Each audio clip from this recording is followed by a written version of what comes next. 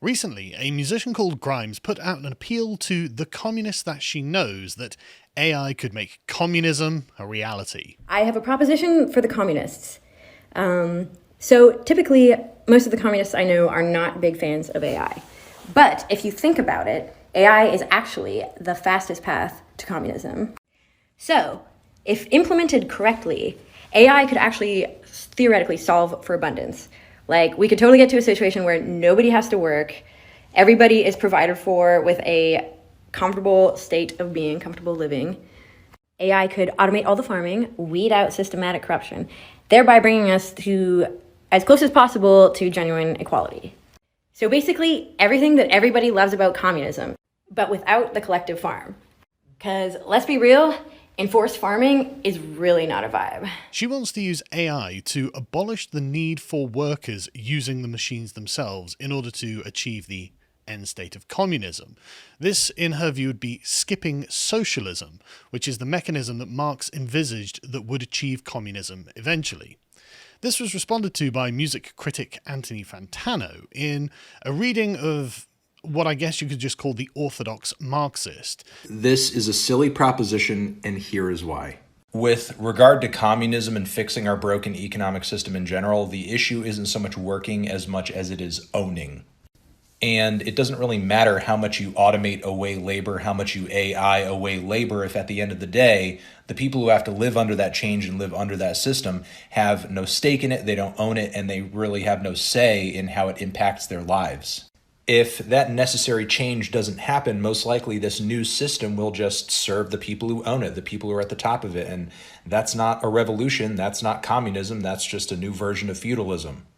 And you may say, Anthony, if my ability to work and make money is totally eliminated, the politicians and billionaires wouldn't just let me starve and die and struggle to live. You sure about that? Now, Marxist communism was much less romantic than many other kinds of communism and revolves exclusively around the relationship of the workers to the means of production. Now, there are many conversations to be had about this phrase, but they aren't relevant here. The really important part is that abolishing the workers by removing their ability to work, in the orthodox Marxist view, sounds bad. However, that's not really what the question is about, but as Fantano said, he's no expert. In Grimes's more theoretically accurate conception of communism, there are only owners and politicians while there are things to fight over. If all products are readily available to all people at all times, we have abolished scarcity. No scarcity means no need for money. No more money means no more billionaires, and no more separate classes. No more owners, because there is no longer exclusivity in ownership. There are no relations to the means of production by any one group.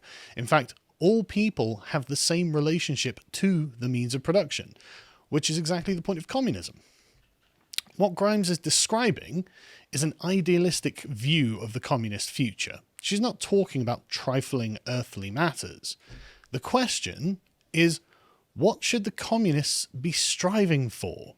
What is the best end goal of communism? In her view, a world where there are no further material concerns. And she thinks that AI can bring that about. But is the communist future even desirable? What will be the point of living exactly?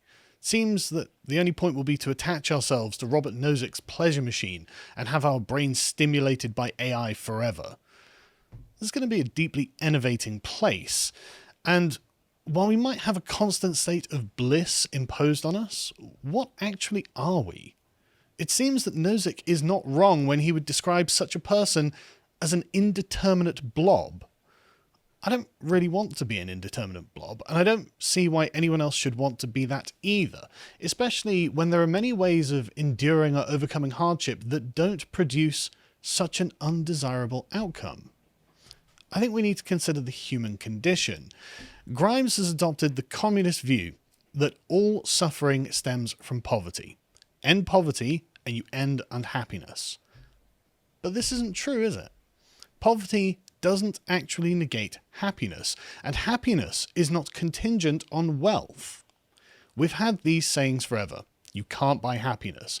Or we've got the stereotype of the spoiled rich kid who acts out because they're miserable. Communism's deterministic materialism can't explain them. I think that borders and boundaries are actually necessary to our own mental health. We have no sense of equilibrium and well-being if we have no limits, and it seems that millions of years of scarcity have conditioned the human animal to be accustomed to it. After all, if you look at the old photos you can find of poor yet happy working-class families, why are they happy when the children of the wealthy are unhappy? I think the answer is relationships. I think our relationships are the key content of the human experience. They provide the richness of human life. They are the things that we cherish, and they have a kind of permanence. They persist over time. But most of them, I think, are also built from necessity. This necessity molds our characters and teaches us to endure and even love those relationships that are at times hurtful. Most humans were dependent on their relationships for most of the existence of humanity. Without the ability to endure these relationships, we become too sensitive. And social media seems to intensify this too. We block friends and family members over a single heated argument online and swiftly sever our relationships because we are not materially dependent on them. This is a natural reaction to being hurt, but I don't think it's a healthy one. And I think that Grimes's proposed end state would create a new kind of human, and one we might not actually much care for. I mean, what kind of person is produced in the communist utopia? The sort of person for whom the only daily activity of life is consumption, moving from place to place, considering nowhere home, never working for anything, never earning anything, just arriving, obtaining, consuming, and departing. Never considering anything to have any value, because nothing is scarce. Everything can be replaced without any delay. They're a person to whom nothing is precious. In a world dominated by the artificial approval of social media, with no tolerance for interpersonal disagreements, constantly seeking the next Epicurean pleasure, it's the empty life of a driftless nomad in an eternal dystopia of plenty. Nothing to strive for, nothing to achieve, nothing to conquer, with no connection to anyone, no responsibility to anyone, no understanding of anyone, or anything other than satisfying their immediate cravings. These will be, fundamentally, people without purpose. And what's worse, people who can't even grasp why that kind of existence would be undesirable.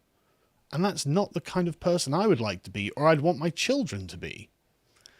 I think Gene Roddenberry actually had the best view on this. I remember I wrote something once about the fact that the human being has got his toes in the mud and his heart and soul high in the heavens, but that the mud is important. It is the mud between our toes that allows us to dance, and we must be all of those things. A human is half man and half God. We have our head in the clouds, but our feet in the mud. Roddenberry's view was that we are neither all action nor all theory, and this fits nicely with Aristotle's view as a man as a rational animal. These are both essential components of a human being, and it seems the communists and the fascists wish to cut our head from our body. They want to separate the two so that one rules at the expense of the other. Where the communists want to abolish the demands of the body on the mind, the fascists want to abolish the demands of the mind on the body. But the mud is important. It informs what we're thinking when our heads are in the clouds, and it may well be essential to our mental health. Roddenberry's liberal utopia still recognizes the value of hierarchy and valor in a rationally ordered world in which we can self-actualize. It accepts both of these sides of human nature, and I actually think it's a healthier and more stable view of what it is to be a human. It's a more sensible thing to drive towards. Perhaps we should try and live our lives in harmony with this dual nature, rather than allowing one side to attempt to usurp the other.